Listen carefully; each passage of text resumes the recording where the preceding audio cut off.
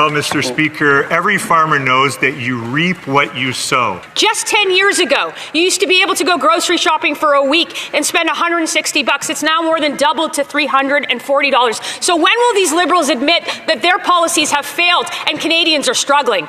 This guy's garage. Like and subscribe. Oral questions. Questions orales. The Honourable Member for Thornhill.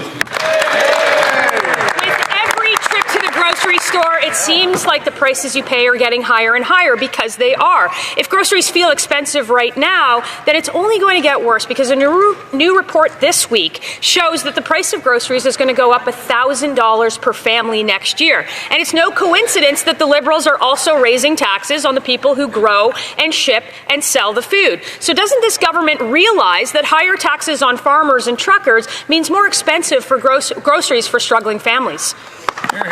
Honourable Parliamentary Secretary to the Minister of Finance. Well, Mr. Speaker, every farmer knows that you reap what you sow. What the Conservatives are sowing every day in this House is the distrust of Canadians because they're insincere when they weaponize people's struggles for their political gain while voting against every single affordability measure that puts more money in Canadians' pockets. That includes an income tax cut for $22 million, the Canada Child Benefit, cutting the consumer carbon tax, child care, dental care, over $2,000 of support, direct benefits that put more money in Canadians' pockets with young children. How can they say they're... The Honourable Member for Thornhill. So angry, Mr. Speaker. Canadians are standing in food banks and food bank lines at record numbers while these Liberals pat themselves on the back. Exactly. Feeding kids starts with making food more affordable. This is the same government that forced millions of Canadians into a food bank and now saying that people should be thankful for the programs that they can't quantify and can't deliver. Just 10 years ago, you used to be able to go grocery shopping for a week and spend $160. It's now more than doubled to $340. So when will these Liberals admit that their policies have failed and Canadians are struggling? The Honourable Parliamentary Secretary to the Minister of Finance. Mr. Speaker, what feeds Canadian families is good paying jobs and a strong social safety net, both of which the Conservatives oppose. They can't even bring themselves to recognize when job numbers exceed expectations month over month over month. 3 months in a row, the Canadian economy has added 181,000 new jobs, including 54,000 this month. We've seen a drop in the unemployment rate in this country. Conservatives can't even acknowledge when the Canadian economy does well because it doesn't fit their narrative. Exactly. Well said. The Honourable Member for Sherwood Park for Saskatchewan. Mr. Speaker, let's look at the actual job numbers that member was trying to reference. 9,400 full-time jobs lost in the last month. Now, these Liberals want to try to pretend that they're doing better by adding those part-time numbers in. But the fact that Canadians are desperate, they're turning to part-time work because full-time jobs are not available, and they desperately need that part-time work to feed their families. That's not something to celebrate. A continuing decline in full-time jobs in this country is not something to celebrate. When will the Liberals recognize the reality that Canadians are losing the full-time work that they need to provide for their families? Hear, hear. The Honourable Secretary of State. Monsieur le Président. Thank you, Mr. Speaker. We have good jobs numbers to share. This morning, I am proud to say that last month, 50,000 young people got a job. In November alone, 21,000 young people found a job in October. The numbers are trending in the right direction. We are there to support young Canadians. We are proud of our job numbers on this side of the House. For Saskatchewan. Mr. Speaker, in that member's province, Quebec lost 35,000 full-time jobs. 35,000 full-time jobs lost in Quebec, and that that minister says that this is an improvement, that this is good news. Mr. Speaker, it's shocking that this government would celebrate a significant decline in full-time work. Canadians are looking for full-time jobs they can provide for their families. When will they stop congratulating themselves and recognize the problem? The Honourable Secretary of State for Jobs and Youth. Mr. Speaker, the reality is right now, the members across the way have ground committee work to the halt. We would like to send C-15 to committee. Doing so would allow us to make the necessary investments that Canadians need right now. It is shameful, Mr. Speaker, what is going on in our committees. I call on the members across the way to do things differently and allow committees to move forward. Blaming climate change for the rise in food prices. The Liberals will say things have never been better, but the reality is that things have never been worse. In Ontario, there were 8.7 million visits to a food bank, and grocery prices are expected to cost families $1,000 more in 2026. The Prime Minister said he should be judged by the prices at the grocery store. Well, the verdict is in, but there's still time for him to enter a plea deal on his lower grocery price promise. Will he plead guilty of breach of trust, fraud, or both? The Honourable Parliamentary Secretary to the Secretary of State. Mr. Speaker, it's good jobs and a strong economy that are going to benefit all Canadians. So Statistics Canada this morning announced that we created 54,000 net new jobs, 50,000 for young people alone. Mr. Speaker, we stood up in the House last Friday, we talked about how our GDP is growing. Today we're telling you that wages are up, rents are down, unemployment is down. Youth unemployment has dropped by almost 2 points in 2 months. That is no accident. That is a plan that is working, and that is a plan that these Conservatives continue to vote against. Mr. Speaker, Ukrainians are fighting bravely for their freedom in the face of unwarranted aggression from Russia. Right now, Ukraine needs military resources such as fuel, medical supplies, communications equipment, and winter gear and more. Can the Minister of Foreign Affairs update this House on how Canada and NATO are supporting Ukraine at this time? The Honourable Minister of Foreign Affairs.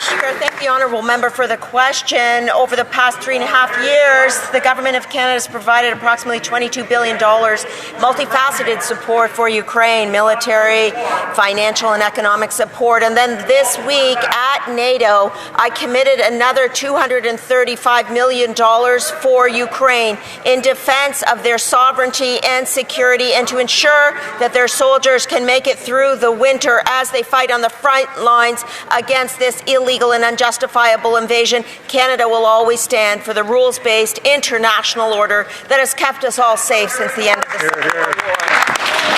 The Honourable Member for Elgin, St. Thomas, London South. The latest food price report confirms what Canadian families were well aware of, that grocery prices are still going up. The average Canadian family will spend an additional $1,000 on groceries next year, and this is 7 months after the Prime Minister said Canadians would judge him by the prices at the grocery store. Well, that's what Canadians are doing, and they're wondering why the Liberals are increasing their industrial carbon tax, which makes it more expensive to grow, ship, and sell food. They're wondering why the Liberals aren't stopping their inflationary spending. We've given Liberals the solutions. Will they please steal these ideas too? The Parliamentary Secretary to the Minister of Finance. I want to start with a quote from an infamous author and professor. Climate change is our agri-food sector's greatest challenge, and we need to address it. You know who said that? Sylvain Charlebois, the food professor, on November 1st, 2024, in response to my question at committee. What's interesting is that the members don't take the time to read the report. They will not acknowledge that climate change is real at their conventions. They have no plan to fight climate change, and yet the very person that they quote every day cites it as their greatest challenge for our food system, that is increasing food prices.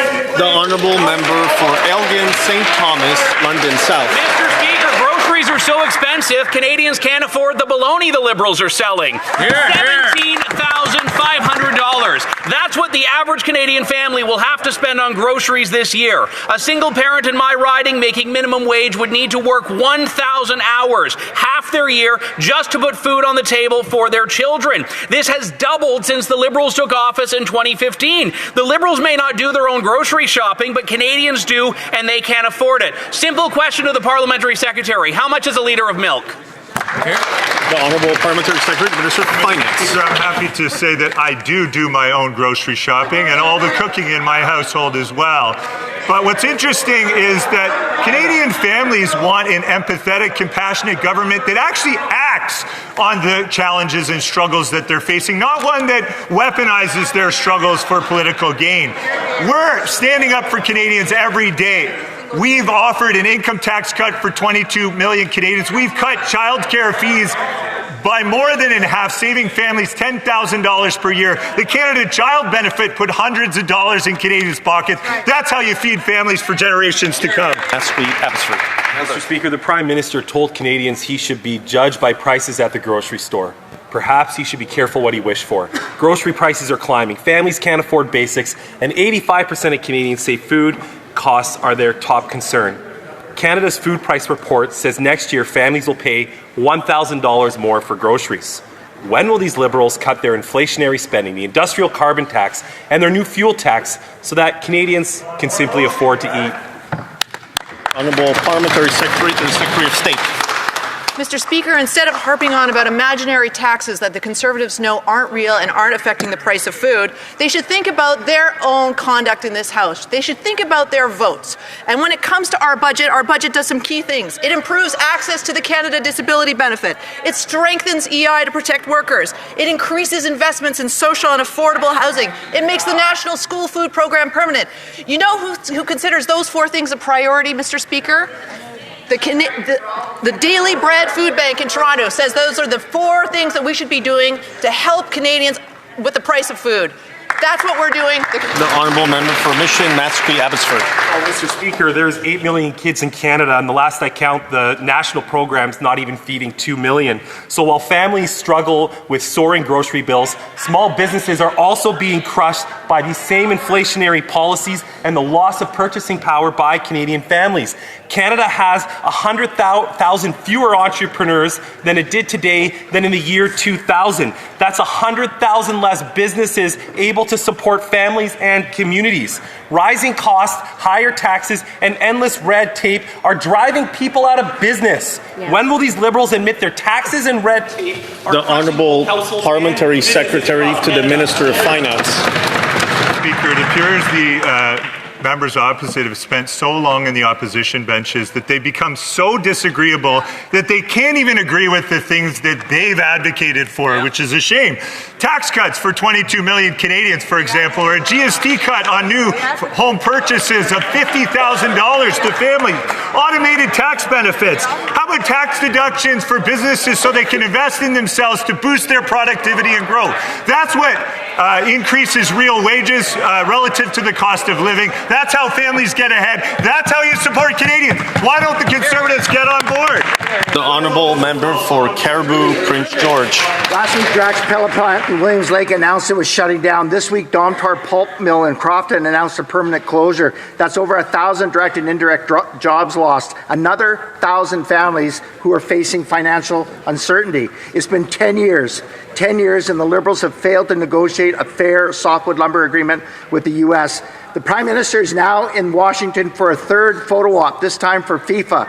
Will he stand up for our devastated forestry families, or will he once again kneel before Donald Trump? Honourable Parliamentary Secretary, Minister of Energy and Natural Resources. Speaker, obviously, we stand with the affected communities. It's terrible to see the job losses. The Minister has talked to Domtar. The Minister has talked to the BC Minister of Forestry. We want those jobs back, and we're going to work very hard to get them back. Member for Caribou, Prince George. They say they stand with the workers who have lost their jobs. Have they stood with them in the unemployment line? Have they stood with them in the food bank line? Have they stood with them when the bank forecloses on their home? Have they stood with them when they've lost their business? Because that's the reality our families are facing. I'm not sure that member fully understands the dire situation we're in. We have entire communities that are drying up in our province of British Columbia. When will this Prime Minister get serious about forestry, protect our families, grow a spine, and stop caving to Donald Trump? Honourable Parliamentary Secretary, Minister of Energy and Natural Resources. We stand with them. We stand with them with supports that allow them to keep those jobs. We stand with them when they lose those jobs and are in those unemployment lines with more supports there as well. And we stand with the companies by investing in them heavily. We will always stand with our forestry communities. And I invite the member to work with me to bring even more supports to those communities because it is vital to Canada's culture and economy. Honourable Member for Yorkton Melville. Farm fertilizers challenges ended with the industrial carbon tax. To add to that billion-dollar burden, this government's mandatory bulk fertilizer label changes will cost the industry over $120 million. The Liberals' 30 by 2030 fertilizer emissions target could also lead to $48 billion in losses. These costs are ultimately passed on to Canadian farmers and, by extension, Canadians at the grocery store. Why is this government so obsessed with making it harder and more expensive for Canadian farmers to do what they do best? Feed our country. Hear, hear. Parliamentary Secretary, Minister of Agriculture. Mr. Speaker, I fully understand how fertilizer use is very important for a producer across country and the supply in the world to supply the world with really healthy food. So we're working on with the farmer, with the industry, to find solution to a fertilizer made in Canada, Mr. Speaker, because in Canada we grow the best food in the world, and we'll continue to work with our farmers to ensure their long-term competitiveness and help protect the environment. The Honourable Member for Lanark Frontenac. Mr. Speaker, the Canadian Food Inspection Agency has adopted a perversely restrictive interpretation of the bulk labelling regulations under the Fertilizers Act. If enforced, the interpretation will impose $120 million in compliance costs on retailers, which will be passed on to farmers to achieve quite literally nothing. If the Liberals are truly committed to reduce red tape, they could instantly override the CFIA by making marginal clarifications to these regulations. Will they do so? Or will they allow the CFIA to drive small retailers out of business and drive up costs for Canadian farmers? The Honourable Parliamentary Secretary, Minister of Agriculture. Mr. Speaker, this new government is committed to reduce the red tape across the government, but especially with our agency, such as CFIA and PMRA. Mr. Speaker, in committee, we just finished a study on how to effectively reduce the red tape for across the sector to support our producer, to support our farmers, and increase their productivity.